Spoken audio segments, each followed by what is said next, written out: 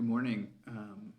So today, man, I've been dealing with some general frustrations the last couple of weeks, and knowing it, this always happens where I have less and less patience as the days go on, the closer I get to vacation, mostly because there's this sense of tiredness before a vacation. And so I've got a vacation coming up in a couple of weeks, and so it's just one of those things I've noticed when I get to this section. And specifically, there's been, due to the way that everything is kind of changing right now, week to week, and how we're trying to make everybody happy. Instead, what we're finding is that we just hear more and more input, hear criticism on how things could be, I would say better, but a lot of times it's not about improvement that we're seeing. It's about personal preferences or personal frustrations. And as a church and as a pastor, a lot of times that's normal, that you hear probably 10 critiques for every one positive comment. Well, that's not fair. That's what it feels like. And sometimes it's pretty clear that in the middle of, in the middle of these days where one email can contain 10 different reproaches or disagreements, it can get it really can wear down on you. And I don't say that because I want a bunch of pity, but because in this time, I really want to share my own humanness in this moment. And luckily, there's this great blessing time of prayer that kind of brought me to a different place. But I've just been gotten frustrated by how many comments and questions and little things that just kind of I can't seem to let go of. I don't know if you've ever been in that place where it seems like everything's like a little paper cut, and a paper cut's not a big deal, but it stings. And then you get a bunch of paper cuts, and it can really ruin a day. And there's actually this video I remember watching years ago by Rob Bell called "Death by Paper Cut," and there he kind of goes and he's talking to pastors and other church leaders in this video, and he kind of goes through a list of. He spends probably 20 minutes going through different critiques or commentaries on things that pastors hear regularly.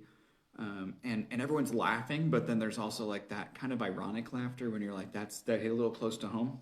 But in the middle of this, the point of that is that at the end, he kind of invites us to find a place of forgiveness, that when you're in the business of working with people, when representing the grace and love of God, you have to be the best at forgiving. And sometimes, man, that is a lot harder than it sounds.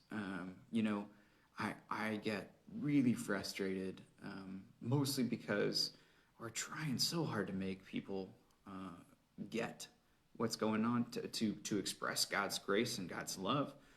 And when someone nitpicks, it really kind of digs into you. And so this week I even went so far as to, behind me, wrote down all the things that were driving me nuts. And I was like, I'm going to write down that stuff. And here's the thing, nitpicking people, there are scriptures against it. And by that I mean, if you can come up with 15 different things that you didn't like that someone else did, and it's not going to make them better, it's not helpful, it's not kind, it's not inspiring, it's not true, or it is true, but is it necessary? There's a whole list of questions you can look up, like, should I ask these questions to people? And so there are scriptures against that, that talk about not holding on to wrongdoings, talk about looking at our own self before we look at others. There's a whole passage where Jesus says, look at the log in your own eye before you look at the speck in someone else's. And so there's just this moment where I was like, I'm going to stick it to those people. I'm going to show them all the biblical passages. And a couple of things. In seminary, they told us that this was called using the pulpit as a bully pulpit. When you get up on a pulpit and you specifically preach against how someone is doing something. And a couple things. I've done this twice in my life where I didn't have the forthright to kind of stop myself. Or one, and both times that I did this was in the first year of ministry, or maybe it was the second. The people who I wanted to hear the message didn't come to church that day. And on top of that, I didn't feel a sense of I shared the good news or the grace and love of God with people. I felt that even though I was right and I could scripturally back that up, that I was not honoring the position that I had been placed in as a pastor. Now, this does not mean that we shouldn't talk about hard things, that we shouldn't say racism is bad, racism is horrible, that we shouldn't discuss things and say that they're wrong. But we shouldn't do so just because one person got under our skin. And I bring all of this to this space of saying it was even the same passages that I was looking to support me that forced me to then look inside and say, am I doing this?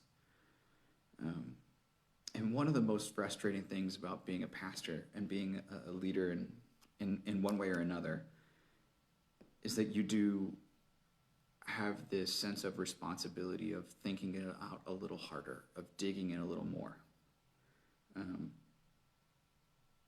And when you are literally, part of your job is to pray and discern and listen to God,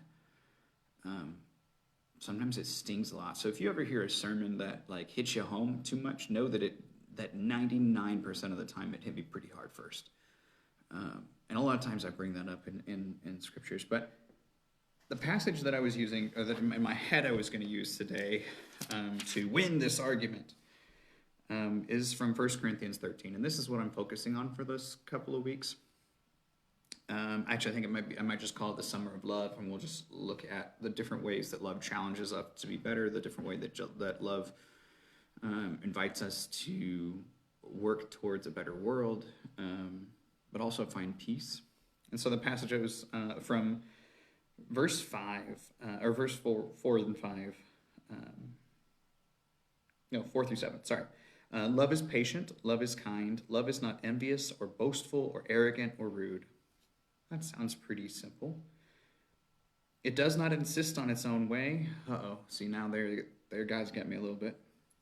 It is not irritable or resentful. I was pretty dang irritable. It does not rejoice in wrongdoing, but rejoices in the truth. It bears all things, believes all things, hopes all things, and endures all things. And I, in the midst of that,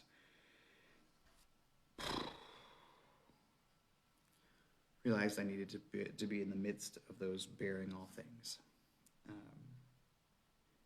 Now, I also do want to speak truth to the fact that these are times that are really hard, both as quarantines are bringing back down in some states, as people are treating each other with hatred and anger and distrust, that there is a great need to dig into what it means to love.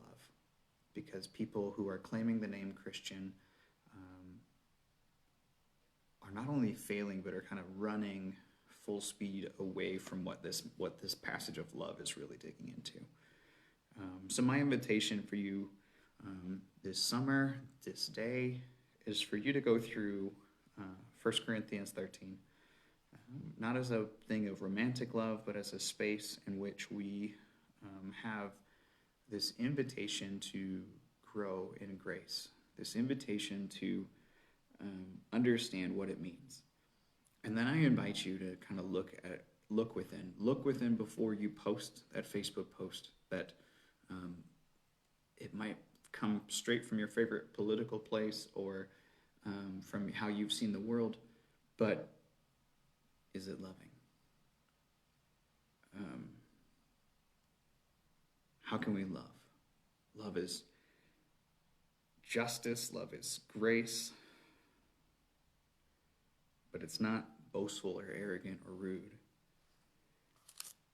It endures all things, it hopes all things, it bears all things, and love never ends. So I invite you this day to dig in and to find God's grace and God's love.